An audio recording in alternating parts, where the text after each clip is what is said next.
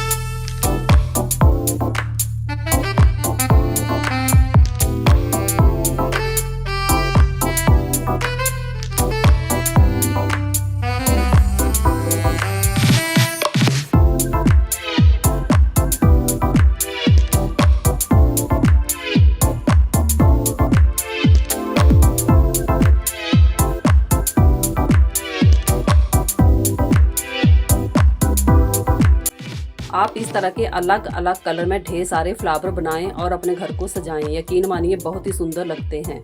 अगर आपको ये आइडिया थोड़ा भी पसंद आया हो तो आप चैनल को सब्सक्राइब ज़रूर करें और अपना एक प्यारा और छोटा सा कमेंट भी ज़रूर करें। Thank you.